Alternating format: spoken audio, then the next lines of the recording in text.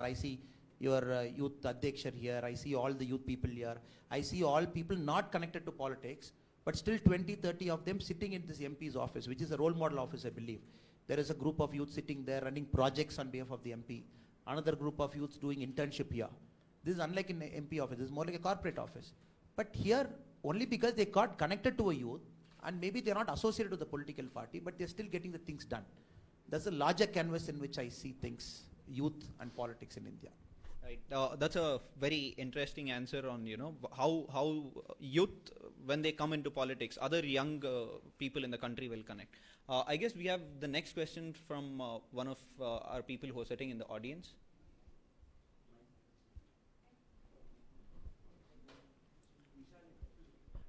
In any case, I'll just carry forward. Probably we'll take that question.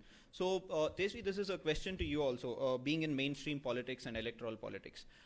Youth getting into politics is a very good thing, we all agree. But there is a very significant question which is posed online also by multiple people. Getting into politics in their 20s, early 30s is a very challenging thing for people who come from middle class or lower class of the society. People who come from the rich class, they don't have to worry about anything else. They can do social work, they can be on the field, get into politics. But for a guy who's in a middle class family or a lower middle class family or a poor background, it's always a question for him on whether to come into politics and work here or, earn the bread for house. How do you see that a youth who's from a middle class or a lower middle class family, in today's scenario, getting into politics in his late 20s or early 30s? What is your take on this? Thank you Sumukh. ಎಲ್ರಿಗೂ ನಮಸ್ಕಾರ. ಮೊದಲನೇದಾಗಿ ಇವತ್ತು ನಮ್ಮ ಕಚೇರಿಗೆ, ನಮ್ಮ ಬೆಂಗಳೂರು ದಕ್ಷಿಣ ಲೋಕಸಭಾ ಕ್ಷೇತ್ರಕ್ಕೆ ನಮ್ಮ ಆತ್ಮೀಯರಾಗಿರುವಂಥ ಕರ್ನಾಟಕದ ಸಿಂಗಂ ಅಂತಲೇ ಖ್ಯಾತಿ ಪಡೆದಂತಹ, ಕರ್ನಾಟಕದಲ್ಲಿ ಮತ್ತು ತಮಿಳುನಾಡಿನಲ್ಲಿ ಎರಡೂ ಕಡೆ ಜನರ ಭಾವನೆಗಳನ್ನು, ಮನಸ್ಸನ್ನು ಗೆದ್ದು, ಯಾವ ತಮಿಳುನಾಡಿನಲ್ಲಿ ಬಿಜೆಪಿ ಅಧಿಕಾರಕ್ಕೆ ಬರಲಿಕ್ಕೆ ಬಹಳ ಕಷ್ಟ ಅಂತ ಜನ ಮಾತನಾಡ್ತಾ ಇರುವಂಥ ಸಂದರ್ಭದಲ್ಲೂ ಕೂಡ ತಮಿಳುನಾಡಿನಲ್ಲಿ ನಾವು ಭಾರತೀಯ ಜನತಾ ಪಾರ್ಟಿಯ ಸರ್ಕಾರವನ್ನು ಅಸ್ತಿತ್ವಕ್ಕೆ ತರ್ತೇವೆ ಎನ್ನುವಂಥ ಒಂದು ರಣಧೀರನ ಛಲವನ್ನು ಹಿಡಿದು ಕೆಲಸ ಮಾಡಲಿಕ್ಕೆ ಹೊರಟಿರುವಂಥ ಅಣ್ಣಾಮಲೈಯವರಿಗೆ ನಾನು ಪ್ರಥಮವಾಗಿ ನಮ್ಮ ಕಚೇರಿಗೆ, ಕ್ಷೇತ್ರಕ್ಕೆ ನಾನು ಸ್ವಾಗತವನ್ನು ಕೋರ್ತಾ ಇದ್ದೇನೆ. ಬಹಳ ಸಂತೋಷ ಆಯಿತು. ಈ ಸಂವಾದವನ್ನು ದೇಶದಾದ್ಯಂತ ಜನ ನೋಡ್ತಾ ಇದ್ದಾರೆ. ಯಾಕೆ ಅಂತಂದರೆ ಅಣ್ಣಾಮಲೈ ಅವರಿಗೆ ಕೇವಲ ಕರ್ನಾಟಕದಲ್ಲಿ ಅಷ್ಟೇ ಅಲ್ಲ, ತಮಿಳುನಾಡಿನಲ್ಲಿ ಬೇರೆ ಕಡೆ ಕೂಡ ಬಹಳ ಜನ ಯುವಕರು ಅವರನ್ನು ಫಾಲೋ ಮಾಡ್ತಾ ಇರೋದ್ರಿಂದ ಈ ಸಂವಾದವನ್ನು ನಾವು ಇಂಗ್ಲಿಷ್ ಭಾಷೆಯಲ್ಲಿ ಮಾಡಬೇಕು ಅನ್ನುವಂಥ ಒಂದು ಅನಿವಾರ್ಯತೆ ಇದ್ದಿತ್ತು. ಆದ್ದರಿಂದ ಸಂವಾದವನ್ನು ಇಂಗ್ಲಿಷ್ ಭಾಷೆಯಲ್ಲಿ ನಾವು ಮುಂದುವರಿಸ್ತೇವೆ. ಖುಷಿ ಅಂತಂದರೆ ಅಣ್ಣಾಮಲೈ ಅವರು DCP ಆಗಿದ್ದು ಕೂಡ ಬೆಂಗಳೂರು ಸೌತ್ನಲ್ಲೇನೆ. ಅದು ನಮಗೊಂದು ಬಹಳ ಸಂತೋಷದ ಸಂಗತಿ. ಅದರಿಂದ ಒಂದು ವಿಶೇಷವಾದಂಥ ಅಭಿಮಾನ. ಇನ್ನೊಂದು ಅಂತಂದರೆ ಅವರು ಅದರ ಹಿಂದಿನ ಪೋಸ್ಟಿಂಗ್ ಇದ್ದಿದ್ದು ಚಿಕ್ಕಮಗಳೂರಿನಲ್ಲಿ, ಅದು ನಮ್ಮೂರು. ಆದ್ದರಿಂದ ಅವರು ಅಲ್ಲೂ ಆಗಿಂದನೂ ನಮ್ಮ ಒಂದು ಸಂಬಂಧ ಇದೆ. ಆದ್ದರಿಂದ ಅದೊಂದು ಬಹಳ ಸಂತೋಷ. Sumukh, you pointed a very important question. There is no easy answer to this. Politics, unfortunately, in the last so many years, has become a rich man's game. And because it's become a rich man's game, it is also being infected only by dynasty politics.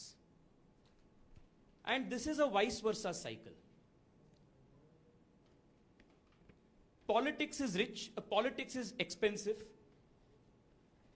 and you have to spend money, which is why only those people who can spend that kind of money can get into politics. And who are those young people who can spend that kind of money? Those kind of people who inherit that kind of money. And who are the people who can inherit that kind of money? The ones whose father or grandfather has made money through politics. They are the ones who can come into politics. This is the sad state of affairs in India's politics today. So forget contesting elections. A person coming from a middle class family, I wouldn't even go to the lower middle class or poor background people. Even coming from families where parents are in service jobs, people are in monthly salaried jobs, their children cannot even dream of becoming MLAs, MPs. My story is an exception. But we need more of these exceptions to become the norm. And we need more and more stories of Narendra Modi, who comes from the most poor families and who shows that they can rise to the highest of offices. That should become the norm. And today I do not see any other political party other than the Bharatiya Janata Party effectively pushing for reforms, whether it is electoral reforms, whether it is intra-party democracy, whether it is encouraging young people in politics. No other party is encouraging these things. So what happens is, the ones who are Karyakartas will remain Karyakartas all their life. The ones who are children of political leaders, they become leaders overnight. Because you have baap ka paisa to invest in politics. So until and unless we break this chain and encourage young people to take up mainstream electoral politics, and that is not an easy job. We need electoral reforms which will make elections less expensive and more affordable to people. Unless those systemic changes happen, this will not go a long way. This is not just in politics. I was talking to a friend of mine who is working in the movie industry, an aspiring actor. The same thing happens even in Bollywood, happens in other media industries. We have been witnessing, after Sushant Singh Rajput's death, we were hearing debates of nepotism. What is nepotism? You may be a great actor, you may be extremely talented, you will keep on giving hundreds of auditions every day and keep getting rejected. Whereas another person whose father is an actor, he will say, hey, you can take my daughter or take my son in your movie, cast him in your movie. I will give 10% stake or 15% stake and I will also produce the movie.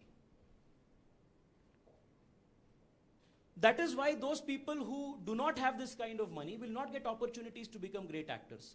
So if you look at Bollywood, if you look at Telugu movie industry, Kannada, any movie industry, you will find generations, actors' families. Grandfather was actor, father was actor, now the child is also actor, and the grandchildren is also becoming, child artists. Does that mean that there are no other capable people, talented people who can emote well, act well in those industries? Of course there are. But they don't get an opportunity. The same way, are there no capable leaders?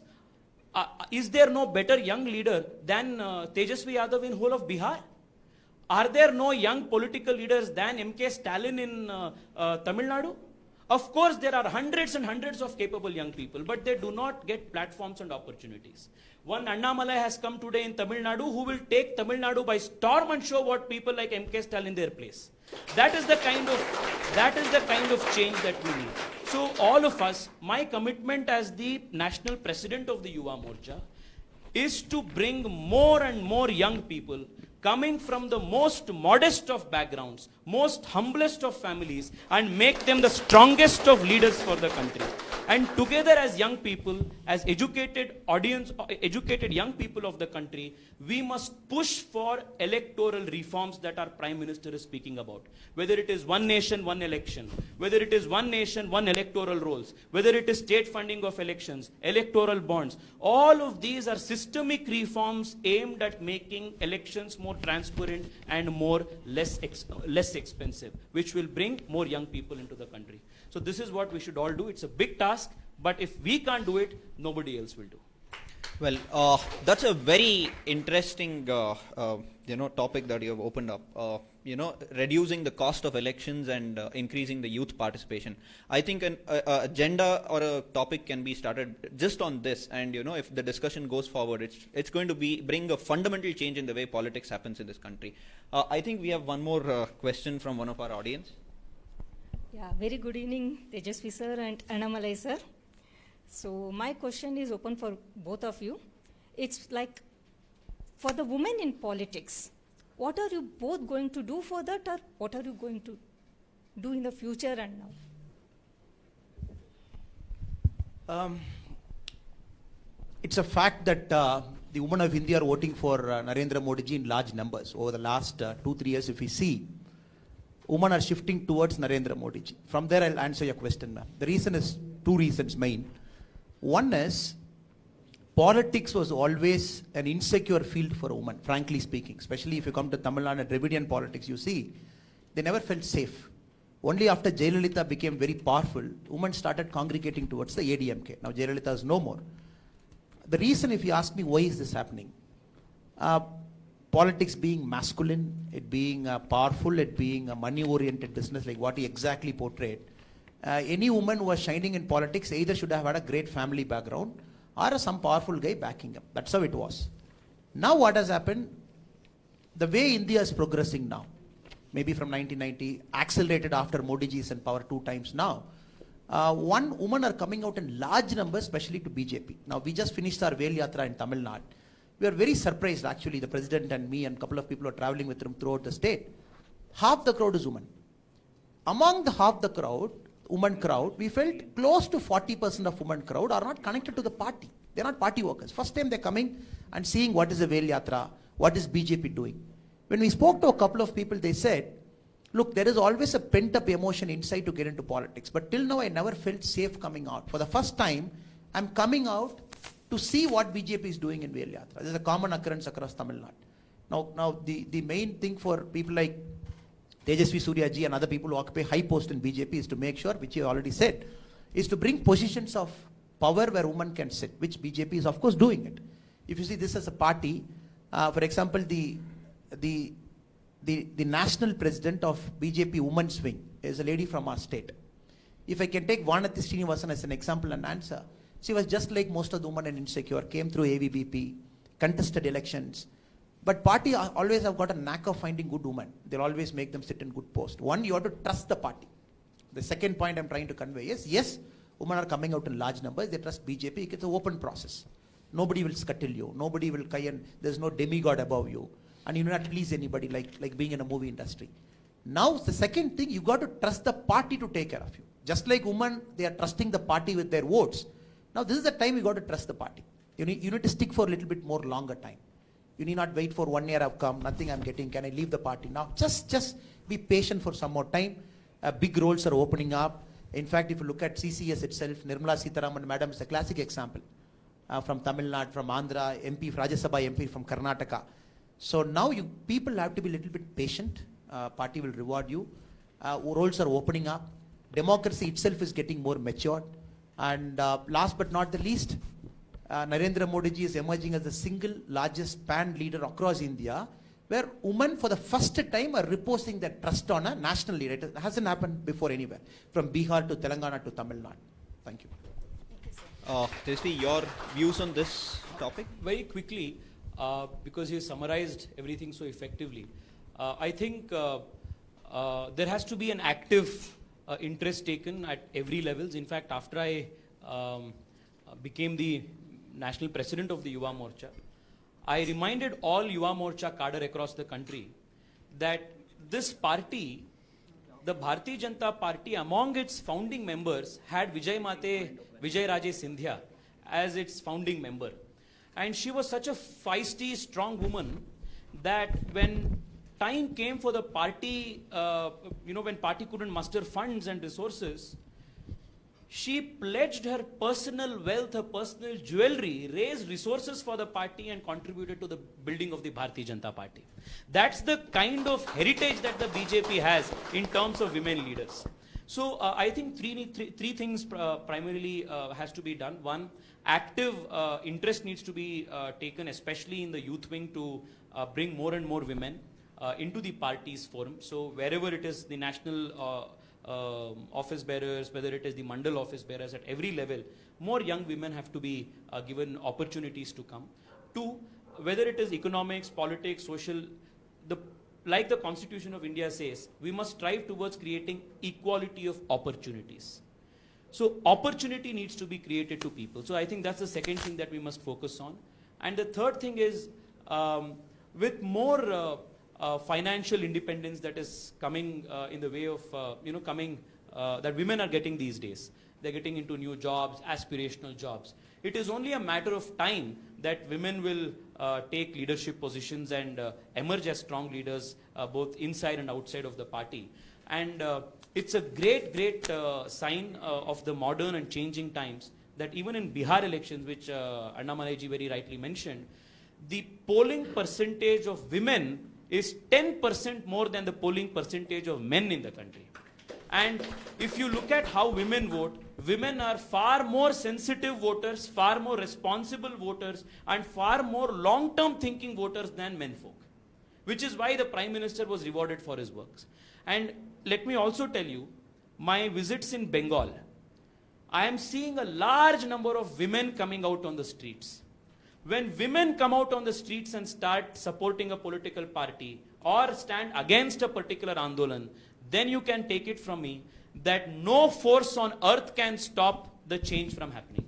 Even in West Bengal, which is the land of the Shakti, the women folk of West Bengal are actually leading the fight for the BJP. And in 2021 April, when the new elections will happen, you can take it from me, the percentage of women polling in West Bengal will also be higher than men, and that is going to bring in a Narendra Modi BJP-led government in West Bengal. So we must make an effort to actively promote young women leadership. Thank you, both of you. It's very interesting that people in power, like yourselves, are actively engaging and actively working towards bringing more women into the system. I'm sure this is going to lead to a very solid base for women to get into the politics in the near future. We have one more question from the audience here to Annamalai ji. Hi sir, myself Santosh. Congrats both of you for leading the party in such a great things. What was the tipping point for you to join politics? Tough question. Santoshji, thank you for that question. A lot of people keep asking me. Maybe it is an opportunity for me to clarify once for all. There was never a single tipping point, frankly speaking, never a single tipping point.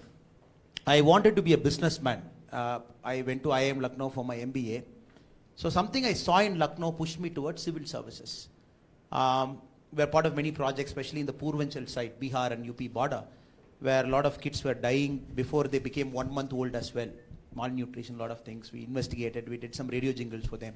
Slowly, it pushed me towards civil service career. Civil service, if you do it with sensitivity, and empathy, the job that you sit, especially as a cop, your mind opens up to a lot of things. People suffering, the way people express their life to you, the way people open up to you. So instead of a single tipping moment that happened, I can recall about maybe about 10-15 instances right now over the last 4 or 5 years that slowly pushed me, slowly accelerated the process to get into politics. I still vividly remember the case in Udupi where a 10th standard child was raped and killed near Baindur. So subsequent investigation, we caught the accused, that's fine. But why did it happen? Can we do something about the society per se? It only happened because the child has to walk to a school and come back about 4 kilometers up and down. And now we can't blame the government because the government with its limited resources can only mobilize that much. So is there a better way other than policing to go and solve it? Or every time you see a road traffic accident, especially when the kids of their age and my age, when they die, we can't answer to their parents. We can say that we have put that barricades, we have put whatever it is, but still can we put effective policy measures in place to prevent people from dying? Suicides, taking care of old age people. Do we have enough social security laws in place? You minus the last 6 years, you just take out from 2014 onwards. Before 2014, if you see, India as a country was having the least amount of social security net for its people. Absolutely zero. By chance you are born into a poor family, you get sick, nobody can take care of you. What can a police do or an IAS officer do? Thanks to the 5 lakh insurance system that we have now, to the Honorable Prime Minister Ji, even a poor guy need not fear any disease because 5 lakh is there. Thanks to Jan Dhan accounts, the money is coming. So these are all policy measures where people in positions in power, elected representatives can get it done. So my book is coming out and in about 2 weeks from now, I've written a book. All these things I've mentioned. So rather than the tipping point, I would say it's more about 10 instances. Then it accelerated. My Kailash trip in 2018, where I had spent about 57 days up in the Himalayas and in Tibet. So that crystallized my thought process. It said, okay, can I go for a slightly higher calling? Can I go more grassroots? And also in bureaucracy, with all due respect to my batchmates and other people, it's a great field to be in service. But I felt the more higher up you go, if you're not very open to life, you start getting disconnected from people at the grassroots. So you go sit in big AC offices, you keep moving up. So I didn't want that to happen to me consciously. I know it's a very risky decision, it's a very bold decision, whichever way you look at it. I don't put risky word to that. I see it as life's calling. So where life takes you, you put your heart to it, so you'll be of help to some other person in your life. That's the way I see it. Thank you.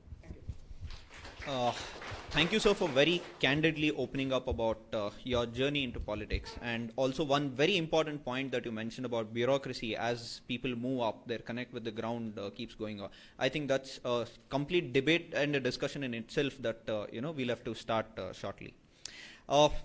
Taking the conversation to a lighter side from here, you were known as the Singham, the angry cop of Karnataka. You were carrying that anger when you were a cop. Now that you have come into politics, do you still carry the same anger? And also, I'd just like to mention there's a very big complaint from a lot of your fans that you never smile ever. So, so your take on that? I'm sure our Tejaswiji will agree with me. There is a leadership called situational leadership. So many a times you sit in a role, you sit in a position, and then you got to make sure that dharma is upheld in that position. So cop is always about a straight white and a straight black. You look at what is right, what is wrong, you implement it. There's no question of gray there. And I don't believe in the modern policeman saying there is a gray area. No. Constitution is very clear, especially people of executive role. You don't have any business to operate in gray area, white or black. So you do it. Now, as a politician, it's entirely different, because what happens is it's like 10 fingers in life. You see 10 different people in same day. But everybody is right from their own perspective.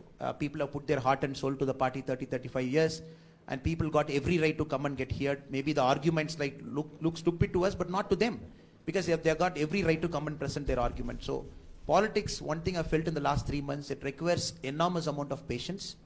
Second, it requires enormous amount of sensitivity. And third, it requires an enormous amount of taking failures, taking setback, and taking negative criticism. I know, especially the MP. I've been seeing him from his campaigning, and 2019, I've seen him from his campaigning to winning an MP and growing. So if you ask me what made Mr. Tejaswi Surya, I would say negative criticisms made him. So the kind of thing people threw at him in the first 2 months, 3 months of his political career, very young, how can somebody at 27 be MP, and how can a party trust a person like him in South Bangalore, the general comments that was made online or offline as well. But I think he grew from strength to strength. That very few people have that thing. So these 3 qualities we got to have. You overwork, you keep working hard, you convert all those adversity to a positivity. So these are all very tough lessons. It is not that you speak in the mic, you go and get it. The reason I'm being slightly more open today is, I don't want people who see this thing to get a false sense of perception. The guy who's sitting here has risen through his hard work. We all know 27 he became an MP, but people don't know what he put in 7 years before that, what he put in 8 years before that. We have seen photographs of him going and sitting in road doing strikes when at the age of 22, 23, nobody would dare do it. Now you see Bengal, what is he doing? Just going there, it's very tough, absolutely tough. As a cop, I see when a person having a Z plus security going, when there's no police escort car in the front, when they planned the route so badly that you allow the Trinamool Congress cadres to enter into this lane and people surround our party president's car. So they are in the harm's way. Everybody is in the harm's way in Bengal. Any leader who's going, tear gas shells get thrown like a tomato. People just throw it like that. It's like a war zone. So it needs that kind of pedigree. So people have it. I think politics will make sure they go to the place where they're destined to go. That's how I look at it. Yeah, thank you. Thank you, sir. Continuing the conversation on politics and your political career in Tamil Nadu, we have a couple of questions regarding Tamil Nadu politics asked. I think Arvind will. இது ஆன்லைனில் நிறைய questions comment பண்ணி கேட்குறது. பிருந்தா, சந்திரமௌலி, வெங்கடேஷ் நாராயண், அப்புறம் ரம்யா 4 பேர் கேட்டிருக்காங்க. அதுக்கப்புறம் இன்னொரு அடிஷ்னல் கொஸ்டின். தமிழ்நாடுவில் பிஜேபி எப்போ கவர்மெண்ட் ஃபார்ம் பண்ணலாம்? அப்புறம் தமிழ்நாடுவில் பிஜேபி வந்தப்புறம் டாப் ஃபைவ் ப்ரையாரிட்டிஸ் என்ன இருக்கணும்? வேறு டிராவிடியன் பாலிடிக்ஸ் மாதிரி இருக்குமா, இல்லை நேஷ்னலிஸ்டிக் பாலிடிக்ஸ் இருக்குமா? Okay, just to answer this in English, thank you Brinda and team for asking this question. The question is, how tough is for BJP to get into Tamil Nadu politics? I think same question they are asking in Bengal 5 years back. Our MP has answered that come what may, in April, May, we are going to form government in West Bengal. No power on earth can stop us. The same thing in Tamil Nadu. Tamil Nadu I would answer in 2 ways. 2021 is the place where BJP is going to lay its foundation. We are going to get into assembly with a sizable number. And 2026, we are going to be in power. Now, again, for the typical, for my typical Dravidian friends who say, no, it's not possible and all those things, only one data I have. 40% of Tamil voters are below 39 years of age. So it is his team who are very active in Tamil Nadu, especially our youth wing. And second, they are not connected. How can somebody accept MK Stalin ji or his son Udayanidhi, who has acted in a couple of movies? How can people connect to leaders like that? You come in a bicycle, you act in the movies, you come and say, I hate Hindi. They act in movies which gets dubbed in Hindi. The same Tamil production house will do it, owned by their family, and they put a t-shirt called Hindi Theriyada Poda. So first time you see, this is a normal thing. And of course he acts with North Indian heroines, that's a different issue. Again, they dub whatever is happening in the movie. Now what is happening actually is, people are reading through the line. The Dravidian lie, or so-called Maya, that was in existence thanks to Karunanidhi's eloquent speech and Anna's eloquent speech. No more, because Stalin cannot even speak without a paper in hand. That's our first weapon. So more than BJP growing, so they are themselves getting decimated. So along with it, BJP is growing. So two things are happening together. And next is simply Narendra Modi ji. If I give you data, you'll be amazed, sir. You'll be amazed. 1 crore and 6 lakh Tamil people have got their Jan Dhan accounts out of 8 crore. And 54 lakh Tamil farmers, we have given 6,000 rupees in PM Kishan. And 32 lakh Tamil women, after Modi ji has come, first time they are using LPG stove to cook, Ujjwala. If you come add all this data, this is much, much greater than the so-called Dravidian concept of social justice. Whatever fraud justice they have done over the years, if you look at, they can't speak with numbers. First time we speak with numbers. So this is why I'm very, very confident, thanks to all the leaders at the national level, thanks to leaders at the state level, thanks to our president also, Murugan ji. We have broken a lot of caste barriers in Tamil Nadu. So I'm very confident 2026 we'll be sitting in power. Answering the second question, for a person who's asking this question, they know BJP is not a single man party. It's a party of principles, ideologies and all those things. And no single person decides. So it is always a collective decision making. So what are the first 5 priorities? Of course, we keep telling this in stages, our president also. It is to bring nationalist spirit to Tamil Nadu. Very proudly we will say that. Because why nationalist spirit? Because I feel with a lot of shame when our Tamil people get into Mysore just to get a seat in Kendra Vidyalaya. Or just to get a seat in Navodaya school. And then they ask us to recommend to our Karnataka friend MPs that please ask them. We feel very shameful. At the same time, the Tamil MPs who claim that Kendriya Vidyalayas and Navodaya should not come into Tamil Nadu, or Navodaya should not come into Tamil Nadu, Kendriya Vidyalaya is there. They are the first people to write to the Kendriya Vidyalaya ministry asking for the 10 seats in their MP quota, including Kanimuli, who will talk in the mic that nationalism should not come to Tamil Nadu. So Navodaya we don't have. Navodaya, who benefits from Navodaya? I have seen in Hebri, I have seen in Chikmagalur, all those places. So these are our first priorities, to make sure all those things Tamil Nadu should get its rightful share. The remaining, you know, whatever is happening in Karnataka, so-called aspirational politics. Tamil Nadu is more about appeasement politics, more about freebie politics. So because of which the state has become a burdened state with 4 lakh crore debt and 70,000 crore net borrowing, all those things. So we are very able people. So they just have to trust us that the government will be in good hands, a collective decision-making body in line with its principles and ideologies. Thank you so much. Thank you, sir. I'm sure with the speed that you're going, we'll be in power soon, and we'll be able to make a huge difference in Tamil Nadu. One of our volunteers also has a question for you. Namaste, Tejasvi ji. Vanakkam, Annamalai ji. I just want to ask this interesting question to you. How has your life changed after getting into politics? Totally, completely, upside down. Now, 2 things, brother. The thing is, the party has trusted me with the same way the party has trusted Tejasvi Surya ji with a responsibility. Now, to stay true to that responsibility, we got to overwork. There's no other option. A state like Tamil Nadu, we just have to overwork.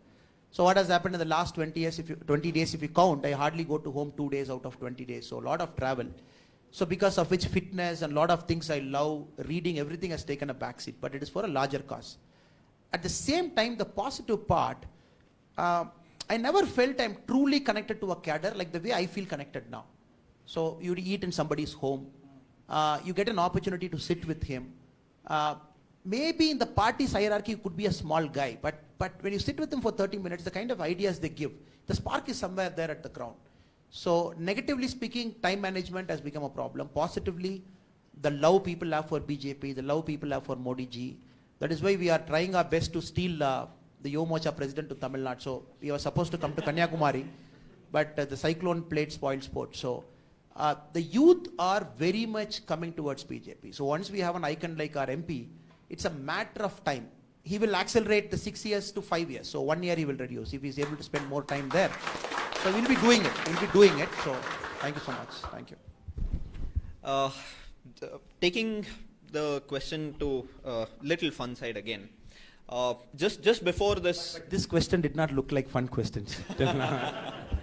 No, this I think you'll enjoy. Just before this, both of you were sitting inside and deciding on the football match that both of you are going to play right after this thing. Could you give us some insight about football of both of you? Tesvi, probably. I've been playing football right from my school. Our friend Arvind is a star player of our office. So in fact, there's a place where we play football, which Annamalai ji had inaugurated. So that's where we go and play. So today when he was here, we just thought that maybe after this program, we all could go and play a game of football, which he kindly agreed to. So it's important to, especially as young people, play a sport. It helps you, play, understand team spirit, understand victory and loss. The usual thing, but football is a fun game. So I think it was you gave me an easy question and you gave him a hard question earlier.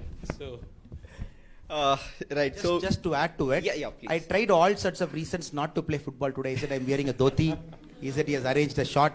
I said I'm not wearing a shoe. He said shoe is ready. So no excuses. But having said that, sport is a sport. So look forward to play with this team. Yeah. I'm sure a lot of other people would also want to get an update after the game of what happened. A quick rapid fire kind of question. I'm sure I'm making it tough for you again. Which is your favorite city, Chennai or Bangalore? Both. Politically Chennai. Tesvi, which victory do you think you'll enjoy? Victory against Mamata Banerjee or Owaisi?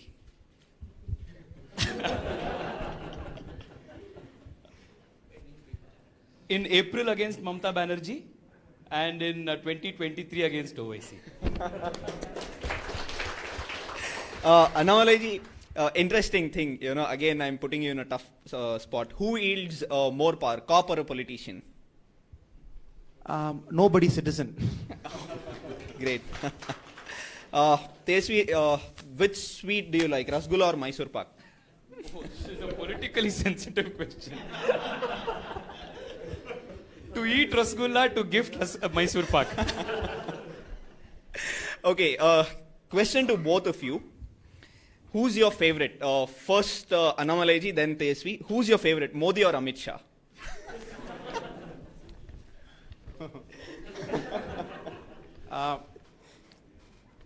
I think some questions don't have an answer.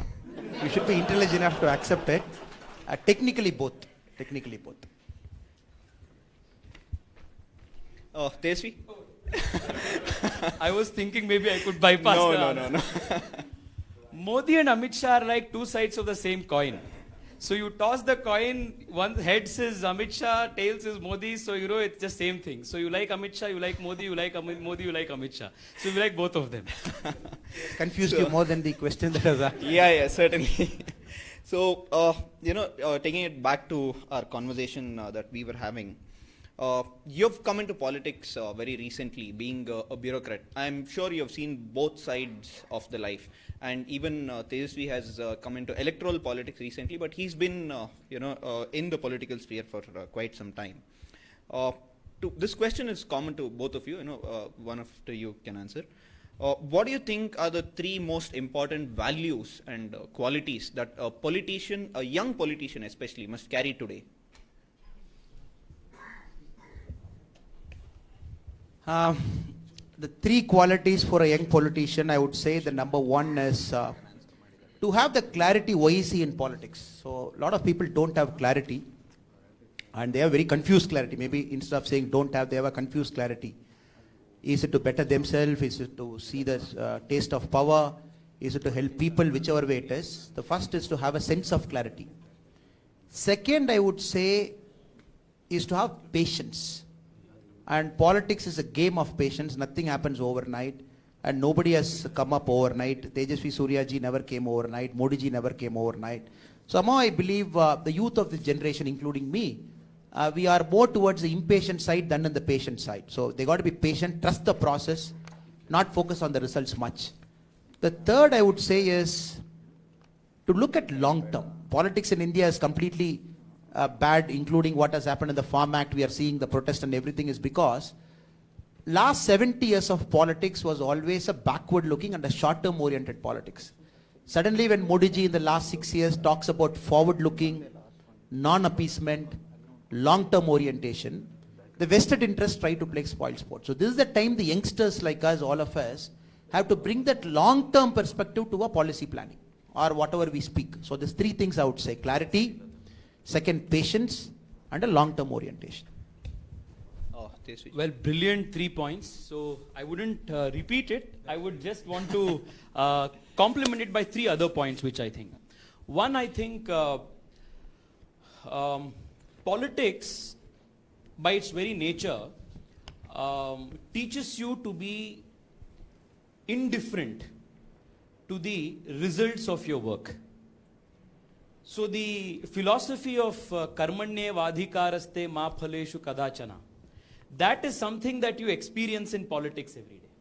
You work towards something, but results will not happen. You do something today, but you intend the things to go this way, but many times it will not happen. There are going to be personal successes, there are going to be personal failures. So how can you remain unaffected by these things? How can you mold yourself to be a person where you can give your 100% effort, but be indifferent to personal glory? This philosophical approach towards life as such and towards politics as a mission is something that any aspiring young political leader must cultivate. So this is the first thing where you understand that you are here for a larger impersonal ideal and not for a very limited and narrow personal glory. I think this is the first thing that will give you a lot of strength. Second, to add to the long-term planning that Annamalai ji spoke about, as young people, we bring in a lot of understanding of technology. I think that is something that we must, as young political leaders, bring to the table.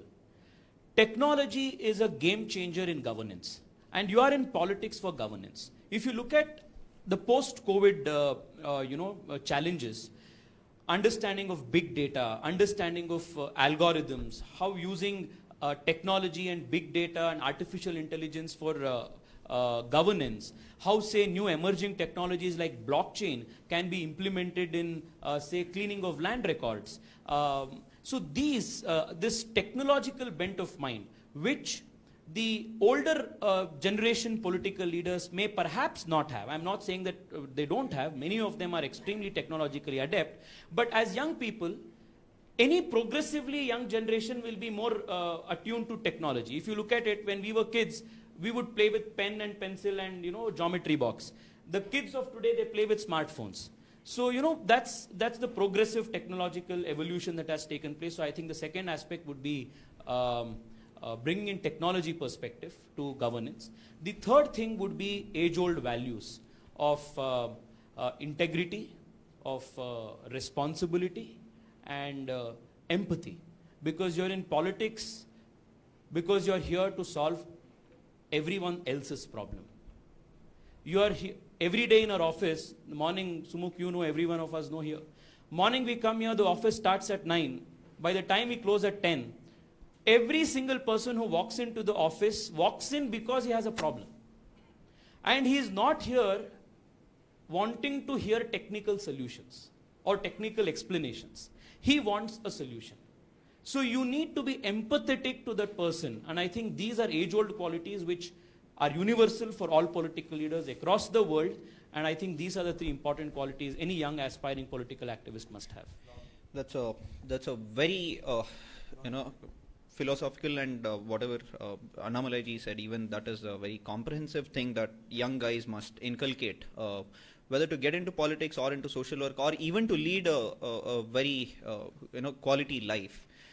Taking this forward, lately we are seeing a very big trend of young guys, young girls supporting BJP, supporting nationalistic politics in social media, in different blogs and other things.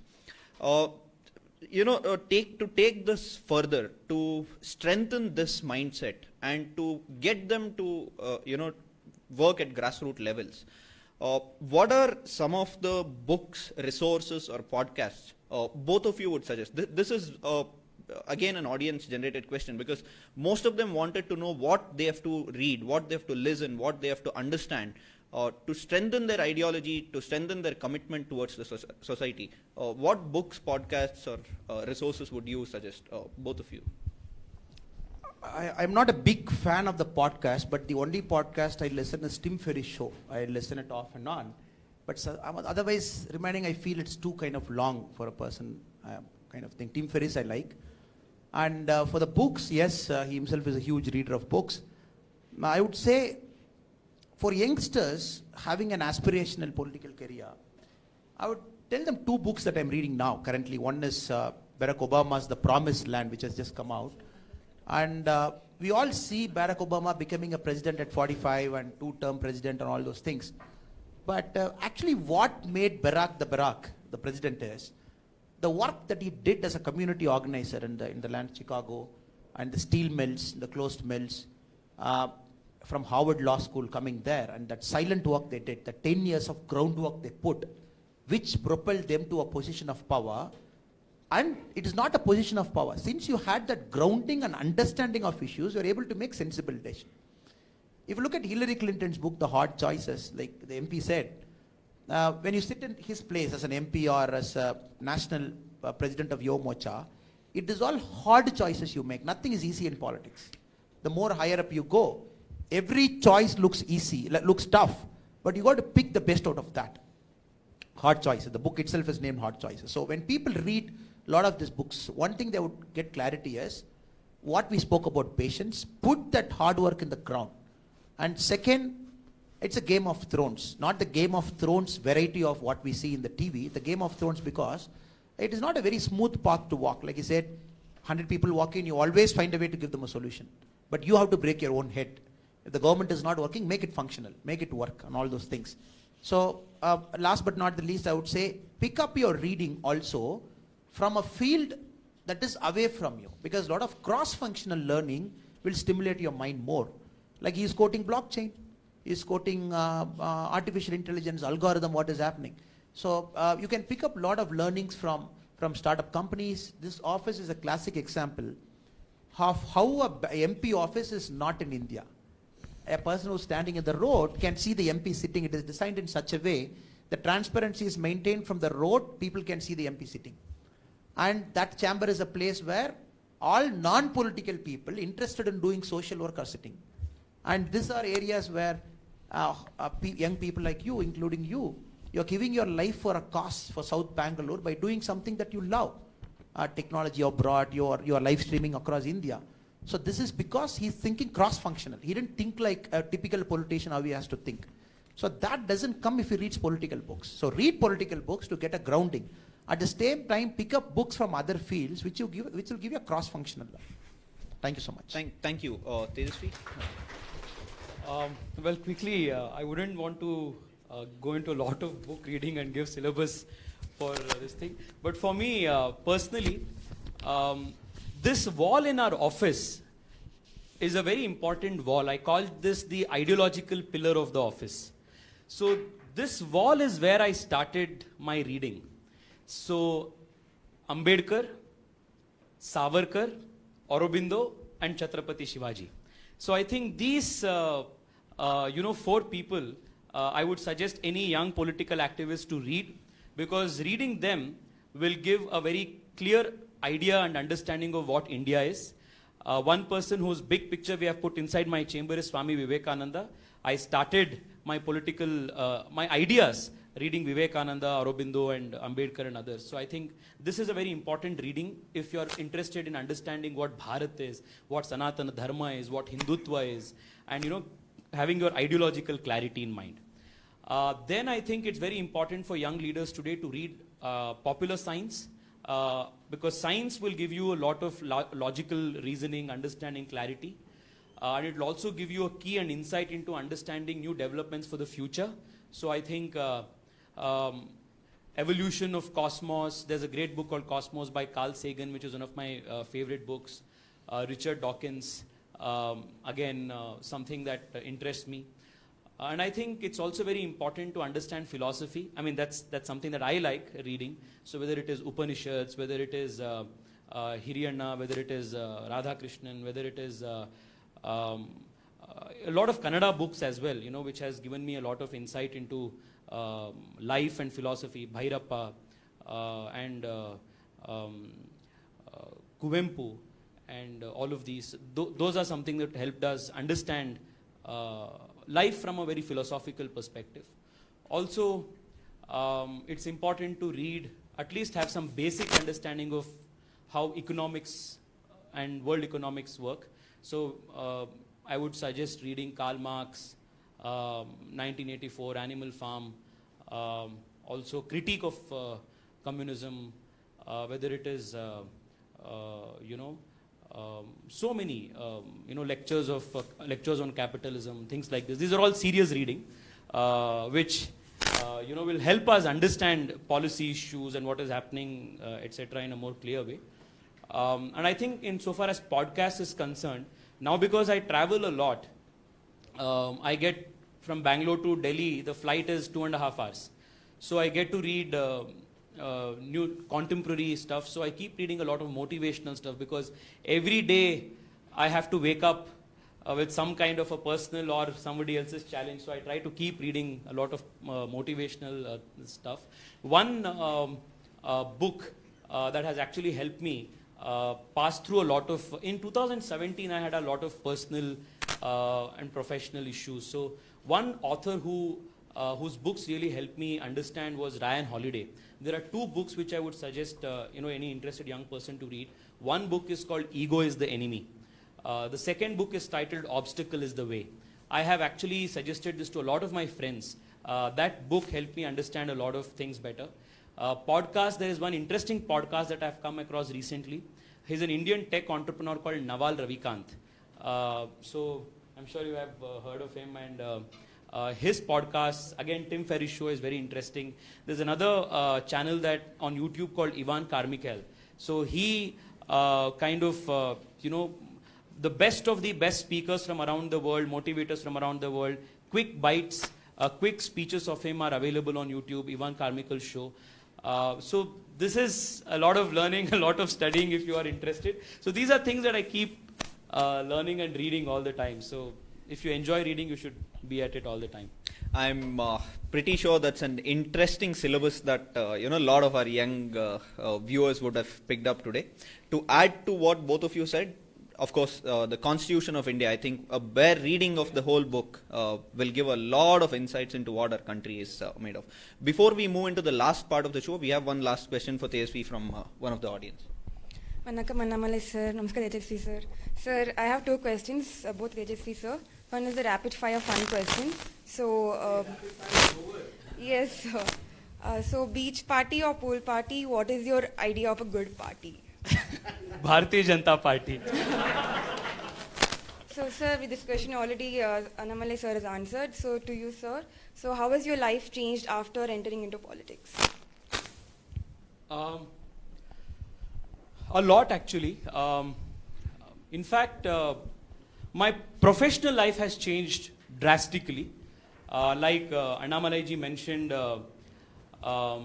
lots of patience, because you have to keep meeting so many people. Everyone you have to be very nice to. You have to meet everyone nicely, and there's no, you can't be rude to anybody. So you learned a lot of patience. That's one thing. I wasn't as disciplined as I am now. Not that I'm great, at discipline today, but progressively I've gotten better because I've learned the importance and value of time. And I've also realized how much I'm able to do in 24 hours versus how little I was doing before. So managing time is something that has changed. Though my battle to wake up early is still something that I keep failing at every day. I think professionally those are two things that have changed. But personal life has not changed in any way. I still have share the same Netflix account that is co-owned by my friends. My YouTube Premium account is still loaned by my friend. Even now, it's just the same group of friends we try to hang out with. But one thing that I'm really proud of, that hasn't changed in my personal life is this. And this I say with a lot of conviction in my command. In the last 1.5 years after I've become an MP, there were multiple occasions at which I could have changed the way my personal life was.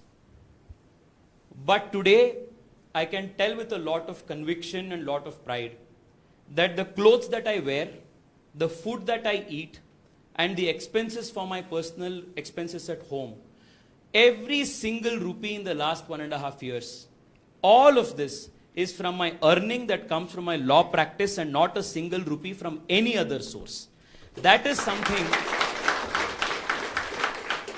So that is something that gives me a lot of confidence and pride. Just a few days ago, I was at my chartered accountant's office when I was to file IT returns. And, we were going through that expenses sheet. And it was like, bought a shirt here, paid ice cream bill at Richie Rich, or, something. So it's like, all of these are mobile phone, digital UPI transaction, car transactions for all of these, personal choices. So he said, I have not seen a politician's expense sheet like this. So that's one thing I'm really proud of. And I keep saying this. You asked a question, Sumukh, in the very beginning. When people should enter politics, at what age, 20s, 30s, I feel it's very good, very right to be aspirational when you're 20s, 30s, you want to be a young leader, but it is very important to have a source of income that is apart from politics before you join politics. Because that way you will remain incorruptible. That way nobody can come and put a price tag on you. And today I can tell you, tomorrow if anything, no person can walk into my office and say, I'm going to give you this kind of money and do this for me. Because I don't need that kind of money to lead my life. I have another source of income. So, thank you. Thank you for very candidly opening up about it. We've come towards the end of this conversation. I just want to ask both of you. Both of you entered, professional politics more or less in the same period. You've both been there for almost the same amount of time. In the time that you've been there, what is the most significant thing that you have seen? It may be of a citizen or it may be a change in you. What is that one lesson, one significant thing that you have seen? If each of you could share that, I think that would be a good message before we end the conversation. I'll answer the question two ways. One, within our party, and second, in the society per se. In our party, I've seen hope, especially in Tamil Nadu BJP, belief now. People literally believe the party is on the verge of winning. That is important. The belief system is coming now. This is phenomenal, which encourages all of us to work much harder. Within the society, I see a little bit sense of not fighting back. Across youngsters, across old people, they take life for what it is. Many a times they just don't stand up and fight. That I believe is a product of the education system we come out, product of the society that is shaping up. So this is a significant shift we have to do very, very fast and very, very effectively we got to do, where people can fight. Personal crisis they can fight. Not literally fist fighting, they can overcome the odds. Professionals think they can overcome the odds. Failures, they overcome the odds. Because suicides at one end is increasing. At one end, people make stupid decisions just because they're not able to overcome something. So this is a larger thing when we travel, and like what he said, it requires a lot of time. You speak motivation stuff, you speak counseling, you talk a lot of time to them. So this is something I've seen which is very significant for me. Because maybe as a police cop for 10 years I got a little bit more insulated also. But when I go out I see, okay, maybe we are failing somewhere as a society, somewhere as an education place. This is the way I see it. Tejasvi, your... I think it's hope. Hope is something that I see every day. Hope is something that I see in every person who walks into our office. Hope in the system, hope for a better tomorrow, hope that things are going to be better than what it is today. And I must tell you, Sumukh, that my visits in Bihar, I'm sure he has visited as well, many of you would have visited. That gave me a lot of, changed the perspective in a lot of ways, because I went into very remote corners of Bihar. The guy from, say, Ara or Buxar has the same aspiration that the youth of, say, 21st century Bangalore or New Delhi or South Bombay has. He wants the same kind of quality of life. He is ready to put in more hard work than the South Bombay entitled guy, the South Bangalore, highly educated, entitled young people have. And I think in the next 20 years, if India will surge ahead, it will surge ahead on the basis of the hope and strength and hard work of those common, deprived, weak, humble background Indian youth. That is what I keep seeing every day. And especially because of my current role as the Yuva Morcha National President, I keep meeting young people every day. Every young person who walks into our office. I have my, Bangalore South Yuva Morcha President Puneet Reddy here. He is going to be contesting the Panchayat elections in 10 days from now, and he is going to win the elections. That's the, that's the sign of another aspirational youth. So we will have, this is the strength that I keep seeing every day, the strength of hope, the strength of aspiration. And I see this, I say this because, I was reading this blog a few days ago by Lee Kuan Yew, the man who was instrumental in building modern day Singapore. He said that modern Singapore was built because of the hard work of the middle class, the first generation settlers in Singapore, because they knew the importance of hard work. They knew the importance of, integrity, discipline, and things like this. So this India of today is not the India where, you will be able to survive and go abroad, go about your life bandying about your surnames, about what your grandfather did and father did. This is the India where India will celebrate the story of a T. Natarajan. Right? All of us today, a few days back, Annamalai ji also had tweeted about T. Natarajan. He comes from a very remote village, 70 kilometers from Salem, is now today celebrated as the Yorker King of India. You know what I like about him? Not that he is now the Yorker King of India, but after he got his IPL contract for the first time, he got an IPL contract for about 3 crore rupees. The first thing that he did, generally what is the basic instinct of any person? His mother runs a small chicken store in, I think it's called Pannamminapetti or something. Very near a small village in Salem. She runs a small chicken store. If I would have got 3 crores, another person in his place would have got 3 crores. The first thing they would have done is to maybe get a flat in Chennai, settle in your life. You know what he did?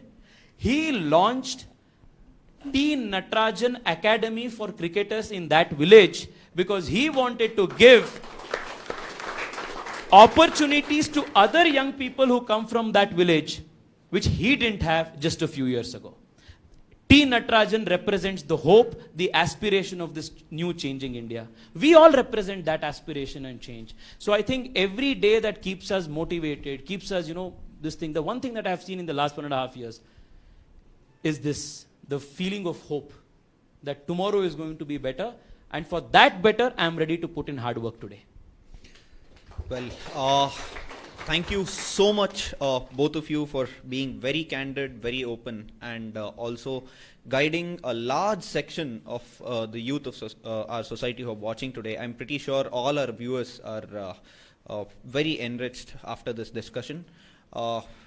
Again, thank you to both of you, and Jai Hind. Jai Hind, thank you so much to Annamalai ji again for coming here, gracing his the office and interacting with all of us. Thank you so much. Grateful. Thank you all for coming.